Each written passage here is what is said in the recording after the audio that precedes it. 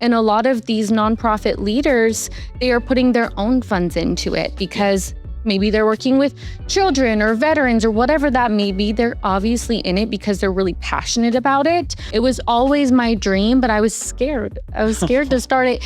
It's scary to put yourself out there and invest in yourself. They have specific goals. I'm like, we'll find all the grants that you're a good fit for and let you know which one of those, or which ones, hopefully, of those grants cover this that you want or that you want. Looking for real stories of real people making a difference in the Grand Canyon State? Welcome to Finding Arizona podcast. We sit down with Arizona's inspiring entrepreneurs, creatives, and community leaders and give you a front row seat to their journeys, passions, and projects. Whether you're a local trying to find a hidden gem or just enjoy watching someone chase their dreams, Finding Arizona is your go-to place for authentic conversations with a desert twist. New episodes drop weekly, so hit subscribe and start exploring Arizona one story at a time.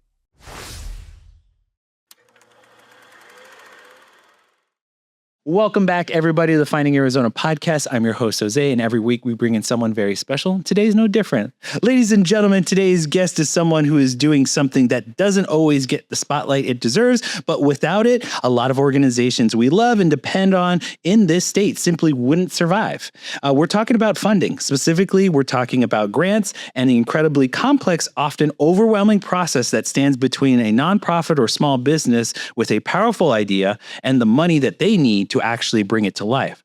This is Dr. Riley Keyser, an Arizona native, a doctor of public health and leadership and management, and the founder and CEO of the Grant Writing Firm, a Chandler-based company that helps nonprofits and businesses secure funding, strengthening their organizations, and turn meaningful ideas into sustainable, lasting programs. Since launching the Grant Writing Firm, she has partnered with nonprofits and businesses across Arizona and the nation, bringing together her deep public expertise, her firsthand entrepreneurial experience, and a genuine passion for community impact to help organizations not just survive, but grow. She is dedicated to making sure that that a great mission doesn't die simply because of the paperwork was being too complicated. And for those in Arizona in the nonprofit and business ecosystem, that work matters more than most people realize. Ladies and gentlemen, please welcome Riley. Riley, thank you. That was beautiful. Oh, what a great introduction. Thank you so much. I appreciate it. So it's a hot one today. It's like, I think my wife was like, it's supposed to be 109 or 10. And then it's going to be like, she's like, I bet it gets to 119 or something like that. That's like, Arizona for you. Yeah. Well, I'm glad that you were able to make it here and just give us a little bit of your time.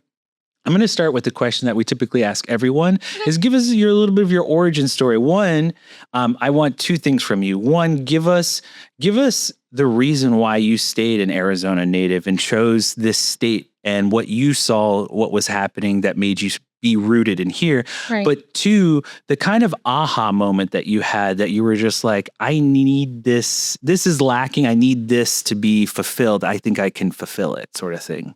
Right. Yeah, absolutely. So like you said, I'm an Arizona native. I was born and raised here. All of my friends, all of my family are here. I went to the U of A for my undergrad and my master's. Tucson is a bit different than Phoenix, but I love both schools, ASU, U of A. I chose U of A because ASU did not have public health, and I always knew that that's the route that I wanted to go. Okay. I don't exactly know how. I just kind of knew it, if that makes sense. That's great. So I went to Tucson, and my sister also lived there, so it made sense because we're best friends. So I went to Tucson, and then I came back here, and I actually worked not that far from here in downtown Phoenix for an IT company. Oh, okay. I worked in sales there and did also some of their government contracting, which is pretty much grants, but almost harder in ways, in my opinion, because I specialize in grants. I'm sure one of my government contracting friends probably would not say the same thing. But I got into my doctorate program at Claremont Graduate University, and I moved to Claremont, California. And compared to Phoenix, Claremont has beautiful weather. Comparatively, yes. They call it the city of trees and degrees. It's because all of the Claremont colleges, there's 5 of them. So it's so beautiful, so amazing. I was like, I could live here forever. but my friends, my family are down here. No. And then COVID hit. I Ah. only lived there for maybe 3 or 4 months Okay. before COVID. Yeah. And so that really wasn't enough time to make friends, or I didn't have any family there. So I just kept finding myself coming back pretty much every weekend, even during the summer. It's Oh. so hot and I could be in California weather. Yeah. I just was missing everything about Arizona. I Oh. don't know, born and raised, you're so used to it. Yeah.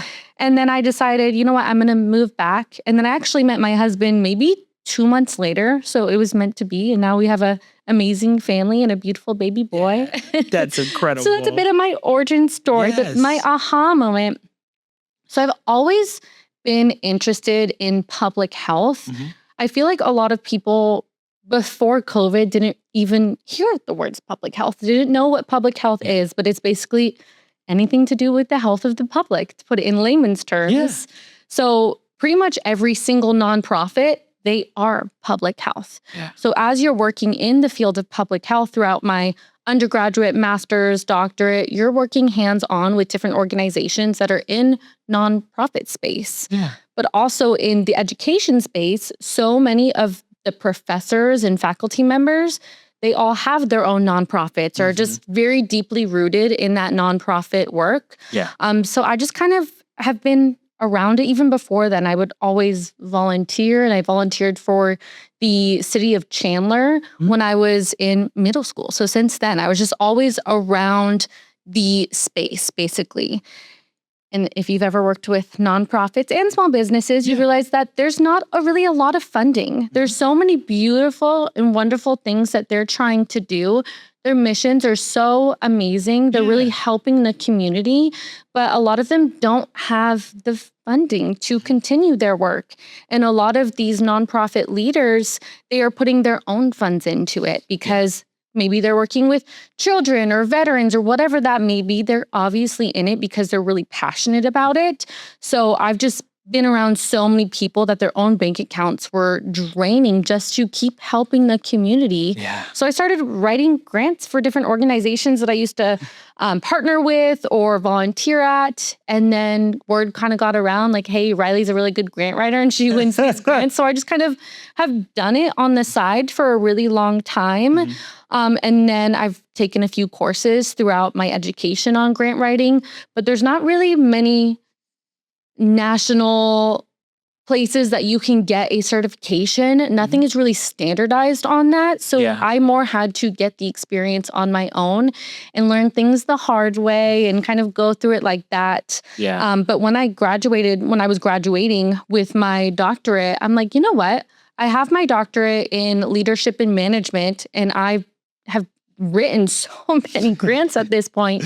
I'm really good at it. Like I could create something like the grant writing firm. Yeah. And so that's where the idea was born, I guess. Mhm. And then I started my family and took a little time to focus on myself and my mental health after all of that schooling. Yeah. You're burned out. Yeah. And then I started the grant writing firm. That's so beautiful. I love that. That's a great story. I mean, you. I honestly for me, I went to school at ASU for all 6 years. So I needed a mental break after doing all that understand. amount of like research and writing and designing. And, It's but a lot. it's a lot. Yeah. You're seeking out knowledge, but at the same time, it's draining because you're making efforts to put out with writing or with Right. any finals, things like that. So there's a lot of energy input and output. So I get it. That was something I reflected on after I graduated. I was like, man, I went straight like 6 years. Yeah. Like that's an ordeal. Like that's something that takes a lot out of you. And so Absolutely. I felt the need to like for a small respite. And so that was my connection to you. I was like, that sounds just like me, where it's like, I just needed some time afterwards. But I also go into the state of like, yeah, you found your love of just being home, of like realization that you were not far away, but it's like that kind of realization of like, I keep coming back. I keep Absolutely. wanting to feel connected and connection. Right. So for me, I grew up on the Indian reservation up north, and I went down here to ASU for college. And so my connection is that I just felt really at home down here and just really felt like this was where I could make roots. Right. And That's beautiful. And yeah. And so I really do respect anyone who goes back home and like really finds themselves rooted in their home space and business at the same time. So that's really encouraging. And also for this standpoint of grant writing, someone like myself who's, from a reservation, like, having to seek out help for educational grants and scholarships during that time. I have a lot of respect for grant writers. It's not easy.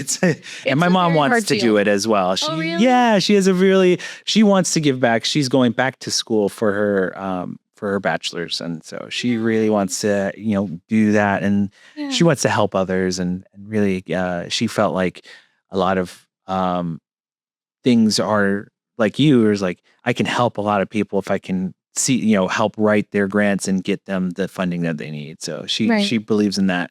And so I truly just meant to say all of this is like, I love your story. You are someone so fantastic. And the fact that you found your roots here, it's really incredible. So I do have another one, and I can't for the life of me. It was with the way I was going to justify it is who can actually access grant funding, and what most people fundamentally misunderstand about how the process works. Right. I actually love that you put together questions, because I feel like a lot of people, I do free grant writing consultations with anyone who wants it. Oh, great. Obviously, I would love for them to use my services, of course, but at the end of the day, I don't want anyone to come out of a conversation feeling like lost, or like I was just trying to sell them services. Yeah. I don't want them to feel like they wasted their time or my time either. So I always want people to leave a conversation knowing more than they came into that. Absolutely. I feel like a lot of people don't understand the process of grant writing, don't understand who can get grants, what you can get them for. So I get the same type of questions every single day. So I love that you put together questions, because they're probably a lot of the same questions that I get. Well, like that was the thing. I wanted to come in this because, again, from the standpoint of like, in support of my own mother, who's like seeking these questions out, of like, I wanted to come from the perspective of like, what happens when I myself, who is maybe needing some funding for this podcast or for like a studio or something like that, how might I go about it? And in one, I would seek out a friend or someone who is experienced in grant writing, and then we'd go from there and like go through the process of because that's how I was taught as a kid. I was like, you're not the professional. You don't know everything. So you go out and seek the knowledge. Yeah, of course. I love the connections that I built here on the podcast. So that's where I would go out and seek most, is like the people and connections that I have here. And you're going to be included in that, because I don't know many grant writers. I know maybe one that like really I can sit down and have a chat with, but it's like you seem like friendly and kind enough that's like it's easy to talk to you. And so I go into this. How does that? So you got your degree in public health, and we were talking about that. So how does the academic and public health lens change the way you approach funding strategies with your clients? That's a great point. I just also want to go back to your last question, because I don't feel like I actually fully answered the whole thing. Yeah. I was more talking about how I loved your questions, but you asked who can get grants, and I kind of really brushed over that. Yeah. You said it in the intro, but any nonprofit is a really good fit for grants. Yeah. Any nonprofit, but also small businesses. There are two kind of buckets of grants, I guess you can say. So there are small business grants, and then there are nonprofit grants. Okay. So the small business grants, those are honestly so hard to find. There are only so many of those grants out there, and there are thousands and thousands of businesses in Arizona, across the nation, everywhere. Yeah. So those grants are extremely competitive, extremely. But I like to tell people that if you go after a grant and you don't get that, that could be frustrating. And you might think, I guess I'm just not a good fit for this grant. I'll go after a different one. Yeah. That's honestly not a good strategy. A lot of the time, maybe it's because they were just inundated with so many different applications. They didn't even really get a chance to fully read yours. Yeah. Maybe they just had less funding, or maybe they had a friend that was applying this year. You just never know. Yeah. So you can apply to, most grants come out every single year around the same time, whether they're a for-profit or a nonprofit grant. Okay. You can apply multiple times, unless the funder says you can't, but most funders do allow you to apply every year, and you can just keep enhancing your application and hoping for the best. On the nonprofit side, though, like I said, pretty much any nonprofit is a good fit for grants. Yeah. There are different things that makes you more grant ready. Okay. So I love to talk about grant readiness. I can go more into that later, but basically any nonprofit's a good fit for grants. But nonprofit grants, there's thousands out there. There are foundation grants, there's state grants, and there's federal grants. Nice. So 3 different types. Tiers. You can go after all of the above, but so each grant on the nonprofit side is way more specific. They are for some very, very specific program. Got it. And these grants are typically, like I said, for programs, projects, and events. Yeah. They're typically not just for general operation funding like some of these for-profit grants, which is a huge misconception among people. I would love to get general operating funding too. I totally understand why you would want that. But most of them are very, very specific on what they're looking for. So finding grants can honestly be one of the biggest pains. It could be so hard to identify which grants that you are the best fit for in your specific programs, projects, events, or whatever you have. It's a much better strategy to have your programming and then find grants that align with that. And each funder has very specific criteria on what makes you competitive for that grant. So you might have to make a few tweaks here and there, and maybe your target population. Exactly. Maybe your target population is the same, but you change a little bit of your programming, or maybe you need to add an evidence-based pre-post test, or each grant is so different. That's just random examples. Okay. But it's a much better strategy to do that than to find a grant. Be like, oh, this is a cool grant. I'm going to create a program. Because you want to have something under your belt showing this program already exists, or similar programs in my organization, so that you can prove like, we got this, we're going to use your funding for something good, and we're actually going to do what we say we're going to do. Exactly. I have so many people, like, as you're speaking, like, I have so many people that I want to introduce you to. Like, our most recent episode was, and again, I think you would be a great fit for these two. It's called Girls Mentorship, and it's the exact thing. They're a 501(c) nonprofit that helps put on events for teens and tweens to help them build confidence, growth. And it's a really great education program for girls. And the two owners are fantastic. I think you would. I would love to. That's honestly one of my specialties, is working with youth, mental health, education, mentoring, a lot of those different buckets. I like to call them kind of like tags. So each of those is a separate tag or bucket, I guess, of education, youth, adults, veterans, or whatever type. Categories. Whatever category. Yes, that's a much better word for it. So kind of using those keywords of the categories to search for the grants. That's how we do it. But searching for the grants is the first step. You need to know which grants that you want to go after to write them. But it can be the hardest step for most people. And they just got their approved 501, and it was fantastic. I cheered for them. I was like, because I had known them long enough to be like, I've seen you guys grow from like what you were before to now, where it's like incredible growth. And I had gave them kudos. So I think about this in the sense of like someone who's joining you for the very first time, maybe through the program or your services. I'm kind of curious from your end of like, are you trying to teach them that method and showing them, here are your categories that you best fitted for? Let's target those. Is that kind of how you approach this?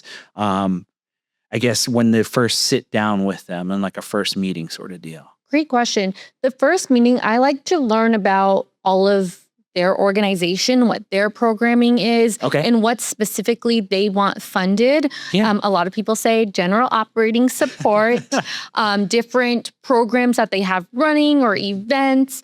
Some people say a certain technology or a salary that they want funded. So I like to Yes. fully understand their needs. Like I said, finding the grants, that can be really hard. So I actually don't really teach people how to do that because so if you want to go find federal grants, you have to go to grants.gov Yeah. or you can use simpler.grants.gov. But I have notifications turned on. So anytime that a new grant comes out, they emailed that to me. So I know all of the federal grants that are always out, but those systems can be really hard to search through. You have to use all of the keywords, all of the filters, Yes. or else you're just wasting hours of your time. For state grants, you have to Google like Arizona State Grant Portal, and you have to look and see if there's a portal made either through Arizona or through a foundation that just gathers all of these grants. Yeah. And then for the foundation grants, for example, in Arizona, you don't have to just go after foundation grants that are in Arizona. Yeah. Most of them you can go after across the nation, depending on what they allow. But there's most of the platforms that give you all of these different foundation grants, they're expensive. So I pay, I think it's like anywhere from $1,000 to $1,500 a month for all of these different grant platforms. Yeah. So I'm like, I will do the grant research for you. And it takes a very long time. It's very hard, but it doesn't make sense for one organization to pay all of this money just to have access to which types and then have to search through and find what I'm eligible for. And then from there, have to search through again to find what I'm actually competitive for. Exactly. So a lot of competing firms, they charge a lot of money for the grant research. I actually do the grant research for free, but I do collect a deposit to go towards the grant writing services. Great. Usually that deposit is $500, but we are flexible based on different needs. But the reason that we do that is because it's a very comprehensive service. It takes our team anywhere from 20 to 40 hours usually, because we only want to write grants that someone is actually competitive for. Great. I refuse to write a grant unless someone's actually competitive for it because it ruins with their faith in grant writing. It messes with our award rates. Exactly. It's just not a good Well, I love the strategy. transparency. It's Thank like, you. hey, we could write this, but it'd be a waste of your money and our time. Like, let's Exactly. be I love honest. Like, let's be honest. I think too, it's like, it also gets like, hey, these are the things that will make you stronger. If we can, Absolutely. we're not going to turn you away, but we are going to save you some money by making you stronger. Right. Like, here, fulfill these needs, and then maybe we'll do it again next year. It's like, we want you to Exactly. feel like you're gonna win. You're gonna get the money.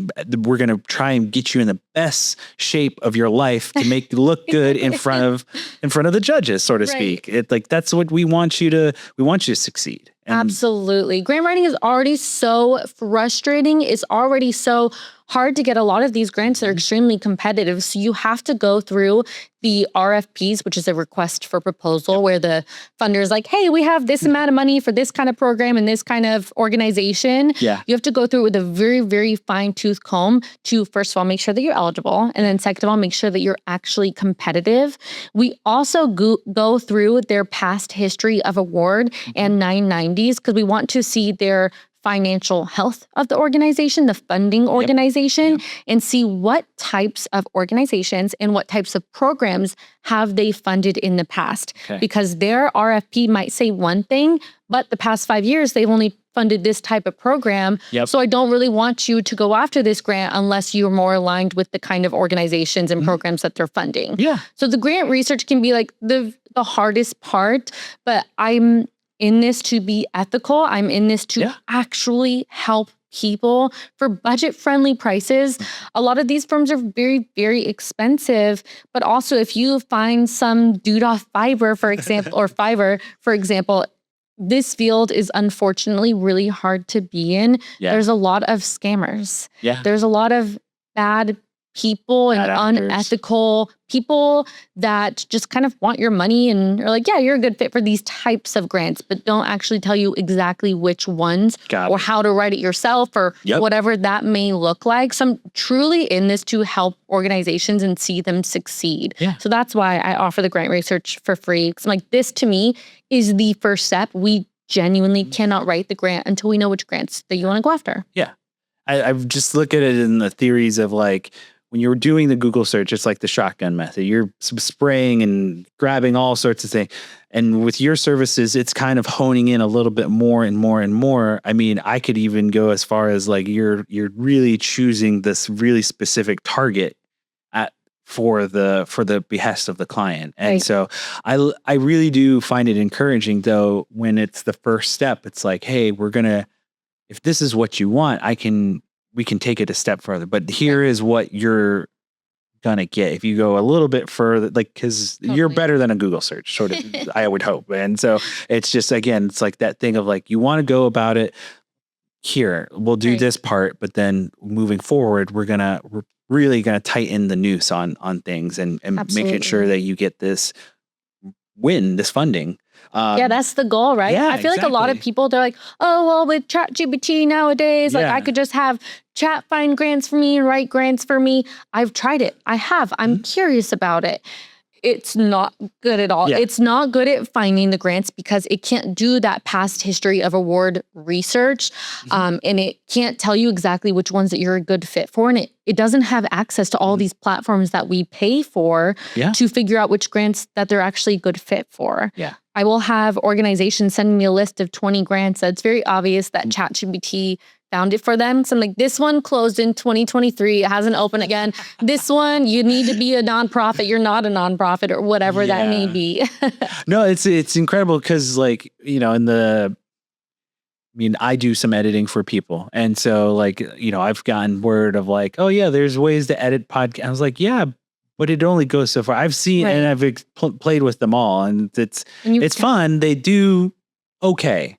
But there's nuance to your editing, your specific brand, the way that you want your audience to see you, even in coloring and audio, it's like, there's so many nuances to what you're looking for as a final product that, it's very, I don't think that the AI is ready for that. It's the same thing. It's like that was closed in 2023. It's not going to open yet. It's like, yeah, well, it doesn't know that you wanted this specific cut at this specific time so that it speaks to the audience in about this very specific, thing that you're talking about. So it's like those types of things. It's like, it's still, there's nuance to all of this. It's almost more work too. Then you have to double check everything. You're most of it's wrong. Yeah. Here's the other thing too, is one of the things that I wanted to bring up is like, as someone who's been through the gamut of like grant research for scholarships and grants and stuff like that, just alone, if I put in Native American and like it's a book, it is a thick book, but do I qualify for all of them? Absolutely not. But I'm like, it's up to me to figure that out. And I'm like, are you kidding? Like it's stressful. It's stressful. And I've only got a certain amount of time, less than a few months to like, not only figure out which one specifically fits my needs, but two, make sure that it's the due diligence is like, am I a qualified candidate? Right. And then go after it and then write it. And like, I get it. It's a daunting task for nonprofits and businesses alike. Absolutely. I just, again, I'm so thankful that there are people out there like yourself that are just, I want to talk to you about this because we were talking about it off air, was like your family situation.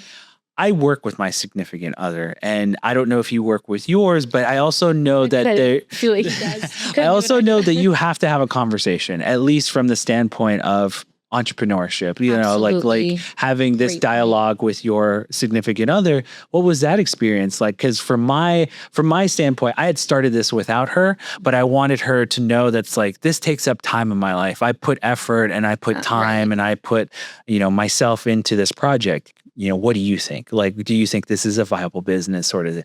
What was that conversation like? The best. Great. I am so lucky. I have the best husband in the universe. I'm obviously biased, but he's so supportive, but also he's an entrepreneur. Great. And he is a real estate agent here in Arizona for Key Legacy Group. And he has his own business and he's been around the block a time or two. He's had his own business for quite some time now. And he knew so much more about the business aspect side of things than I did. Yeah. So he was extremely helpful. And it was actually Great. his idea. It was always my dream, but I was scared. I was scared to start it.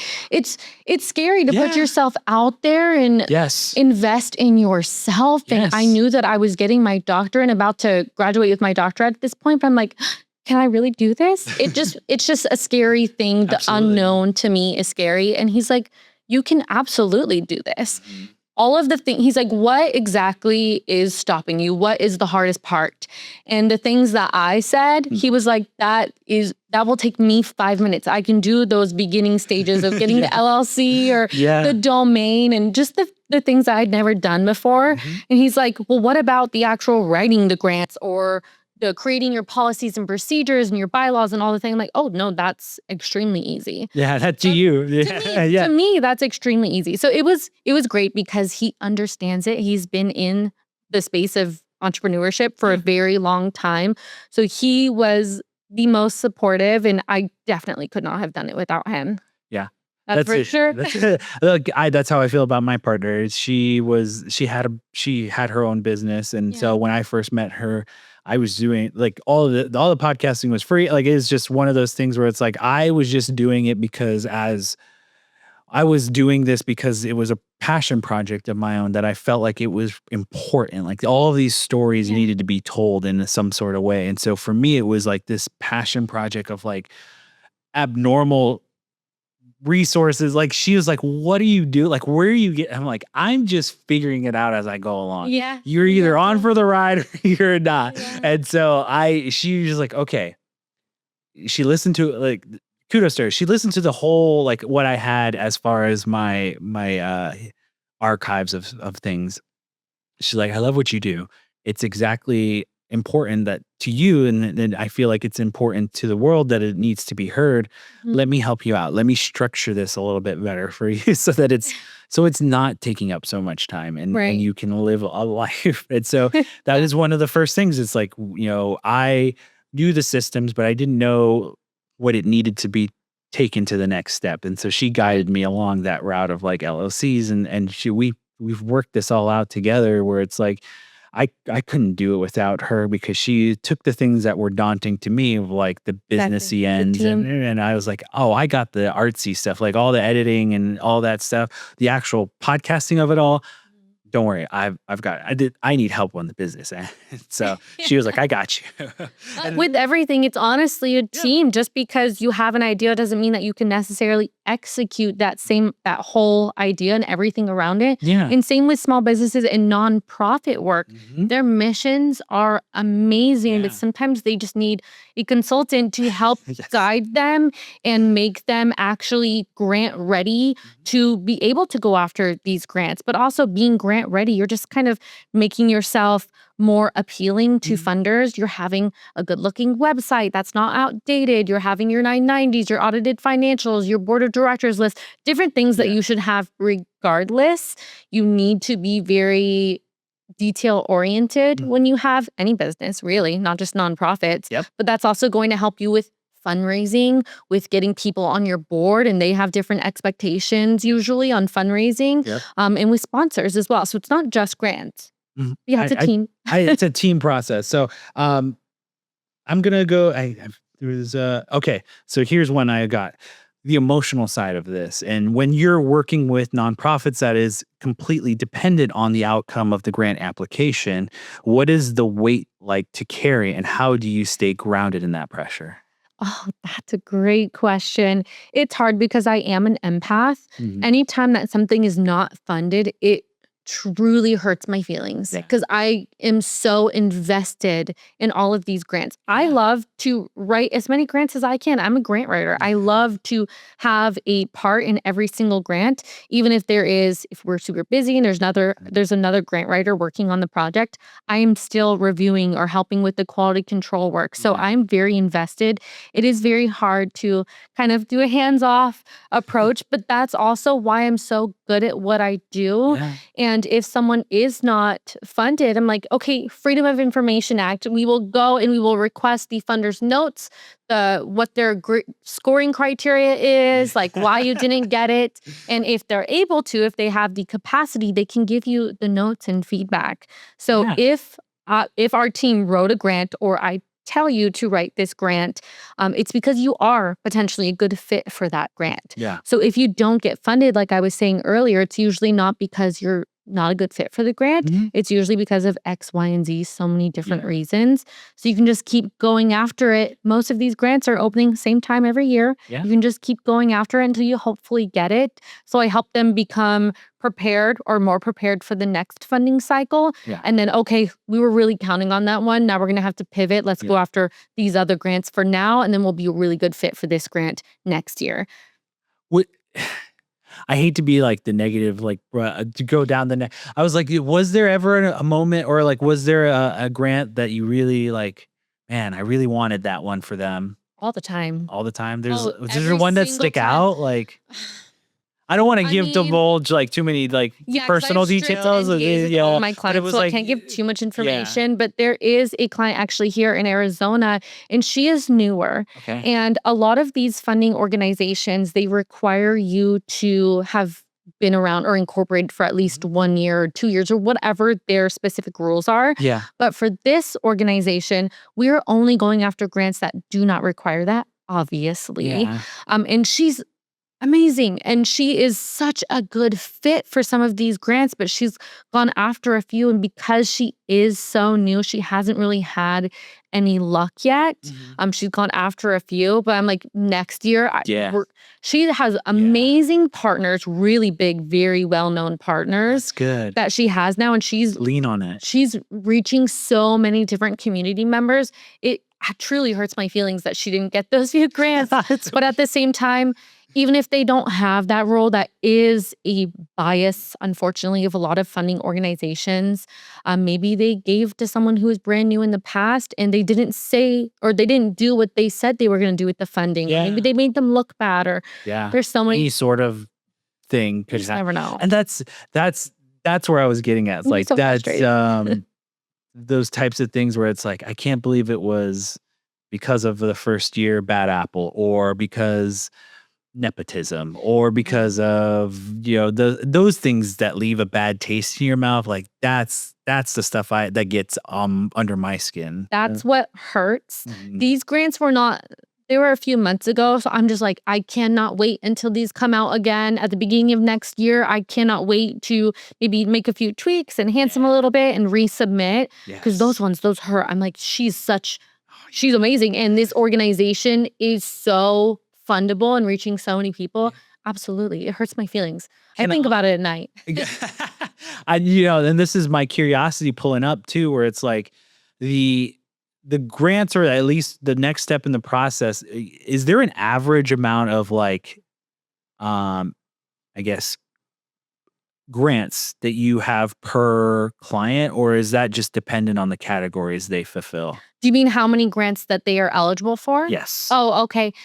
Yeah. So there are some clients that are very niche in what they do. Okay. And it's just one very, very specific community. Maybe it's veterans. Yeah. I work with a veteran A organization. broader thing. Yeah. Yeah, so that is like more broad. So they are a good fit for a lot of different types of grants, but this organization only serves veterans. Okay. So they can't necessarily go after other grants with different populations. Got it. But there are some organizations that are so broad, like the one that you were talking about earlier. That's mentoring, that's education, that's women, that's girls, that's youth. There's so many different.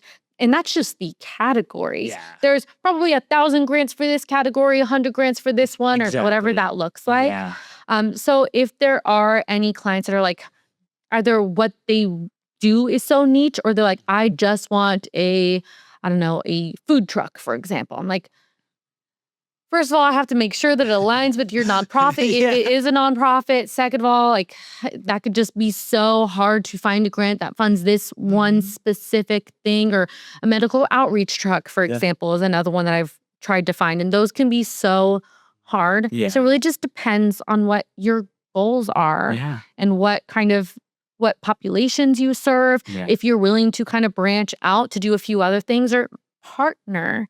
If you partner with another organization, most funders love that. They love to There's see like a partnerships. Yeah, there's like a built-in kind of like, oh, there's no failure. We're anticipating you not failing at the event or the thing that we're Right. programming because you have a partnership or you have Yeah. dependency on each other, sort of thing.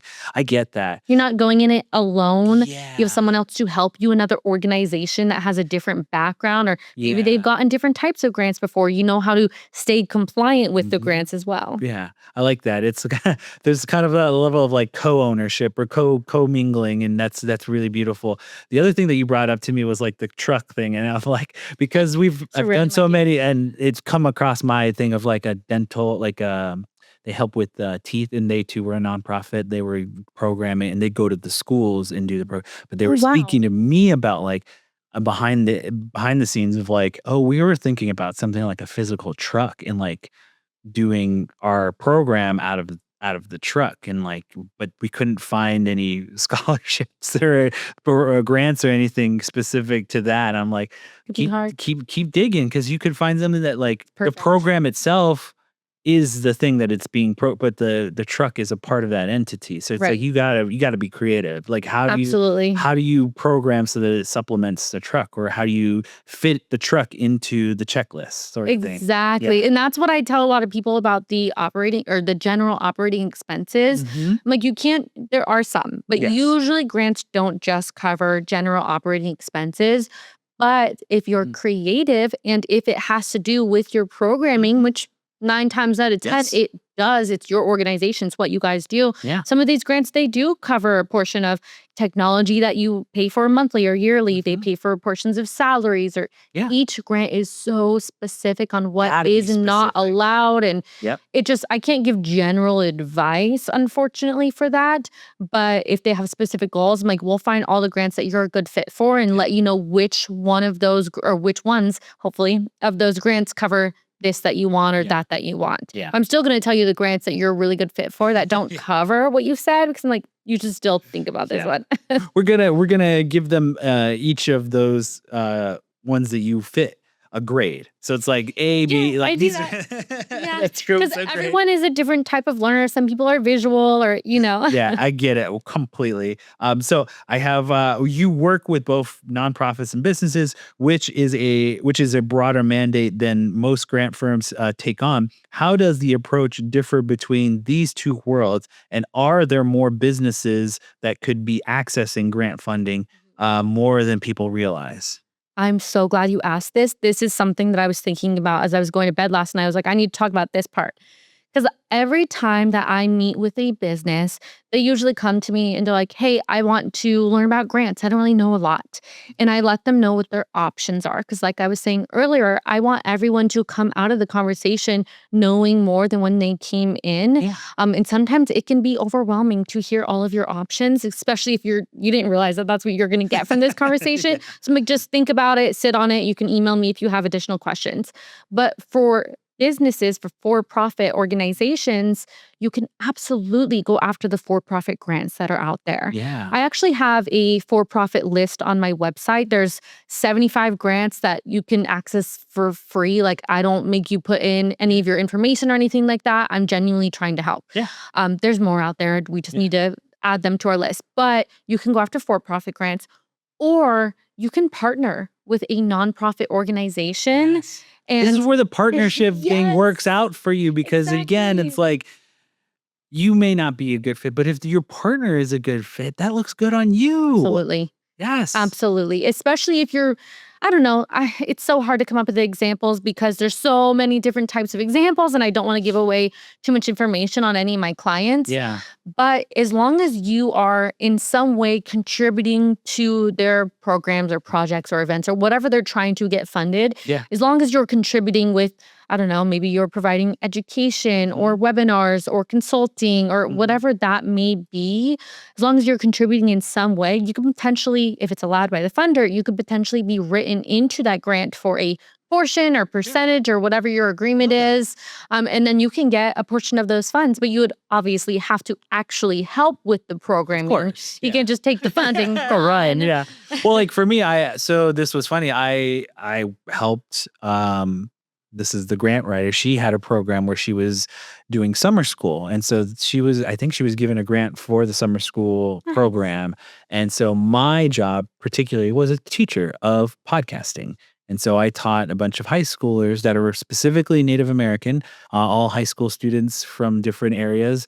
I taught them podcasting 101 for the summer. Amazing. Were you written into the grant? Do you know? I don't think I was written in a grant. I think it was kind of written that the teachers would be supplemented income sort of thing. So it was, I would have done That's it a great 1,000 times example. or whatever. It was more of you told her, like, if I volunteer, can I join? I just wanted to join the program. Like I really wanted to teach. I wanted a podcasting class. And I was like, I asked her, I was like, is there a podcasting class? She's like, no. I was like, can I make one? And she's like, yeah. So Amazing. it was perfect timing, but it also made me learn about like, because I didn't know she was a grant writer, but she had told me what Right. she had to do to get the funding for the program. Right. And You so actually made her more competitive. yeah, it was really great. I was really happy that we made the program happen. And I think the students came out very like enjoyed and felt more knowledgeable about podcasting, and Amazing. they all seemed like it was a quiet group, and then it turned into a very rambunctious, like, I can't believe we can do this, and I'm going to work on this. I And actually love when that happens. yeah, it's just a button clicks. Yeah. When the accessibility wall goes down, it's like, it's just freedom. Like Right. there's the level of enjoyment that it's just so joyous. Beautiful. One last question for you, and then I'll kind of kick it off towards the end. Community impact as a business model. How do you stay connected to that mission as the firm grows and a business side of running a company demands more of your attention? Oh my gosh, so many things are running through my head as examples of that. I would say, for example, partnerships. For example, I am partnered with Claremont Graduate University. Okay. I take on some of their student interns. I went there for my doctorate, so I have, oh my gosh, like 4 of their Masters of Public Health students, Nice. and then 1 of their Doctor of Public Health students that are doing internships with my organization on the management and evaluation side of things. So more on the actual like admin side of things though. So they are they're all on leadership and management tracks. So like a So they want- CFO kind of deal. Yeah, but without as much responsibility, obviously. got it. So I'm giving them mentorship and Yeah. guidance and experience on the business side of things and teaching them more about grants and stuff like that, because a lot of my students are interested in that. So I'm helping to give back to these students and give them opportunities that maybe they didn't realize before, and also helping to give them management and leadership experience since they're on those tracks at the school. Yeah. And then also it's a university requirement. So a 3-in-1, they also get to check off that box. Yeah. So that I would say is a community impact, as well as obviously helping to get these yeah, of amazing course. organizations funded, and they're making an incredible community impact. I want to know, it's like, so these are like 20-something-year-olds and like, Anywhere from like 20 to 35, I would say. There's a big range. okay. I was going to say it was like, the lower ends of the 20. I mean, you have a 2-year-old. So it's like how much of that world of like what they say on social media of like the older, like the millennials, and like how much do you experience that on a daily basis of like them communicating to you in their specific language? And they're like, Yeah. I have no idea where you're getting these. I'm like, I thought I was young. I thought I was young. I still feel young. Yes. But these kids, I'm like, what did you just say? I'm What sorry. about what TikTok? Yeah, that went over my head.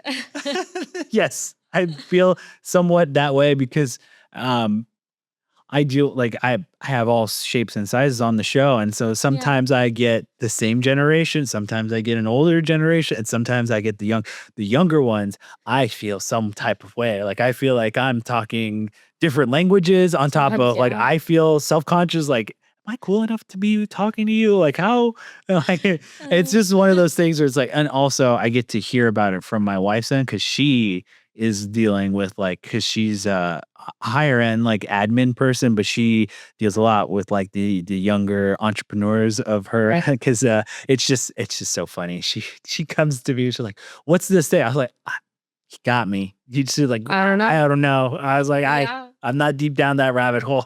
And each person's, whether no matter which generation they're a part of as well, each person has such a different personality. And when you Yes. are in leadership and management, and this is my own firm, so I take it very, very seriously. Yeah. I want everyone that's a part of it to succeed and Yeah. take it seriously like I do. So you honestly have to change your management styles Mhm. per individual to make sure that they're getting the most out of the experience, but also I'm getting the most out of their experience as Yeah. well. Out of their development too. Right. Yeah. I want to see them Um, grow. but yeah, of course. And I have no doubt that it feels like from the standpoint of me as the person looking in, I do these things a lot to get the personality of the owner out. And so it seems like from your own personality, those kids, those people under your tutelage, they have a lot they have a lot going for them. You're a wonderful speaker on top of you seem like a genuinely nice person to be working with. Thank I you. have no doubt that with your leadership, you guys are going to go a long way. So I do kick it off. This is the end of our conversation, but I would really like to kind of finalize as like, what's that 5-year goal or like what's the future look like? Is there any other services that you're looking to add on? And then on top of that, as a leader yourself in that future, like what does that leadership look like to you or what do you find most like for you're looking forward to the future? Right. So at the very beginning of our conversation, I was talking about how a lot of it is not necessarily standardized. Mhm. I would love to build a grant writing certification course. Nice. I'm actually looking into how to build that platform and put that together. I have Perfect. already put so many things together in the last few years because this has always been one of my long term goals. Yes. Because also, if you don't have experience in certain things, how do you get it? Most people are Exactly. not willing to take a Exactly. chance on you. So if you have some kind of certificate or something like that, you're much more likely to for someone to take a chance on you. Yeah. And I've always been in the education space. I've taught quite a few classes and helped with curriculum development for a few universities. So it's Great. definitely in my domain to develop the curriculum for that course and teach that course. And it's also something that I absolutely love to do. Yeah. So that is certainly one of my long term goals, but also to make this organization, the grant writing firm, a big success. I want to be we are nationally recognized. Yeah. We help organizations throughout the nation, but I would love to be if someone thinks, "Oh, I need a grant writer," to Google and we're like one of the first things that pops up. I want to be trusted. I want people to understand that it's a lot of work and if you need help, Mhm. that's okay. Yeah. We all do. ChatGPT and stuff, it's just not there. Yeah. When it writes grants, it's so general, not at all specific. It doesn't go to the emotion of the funding organization.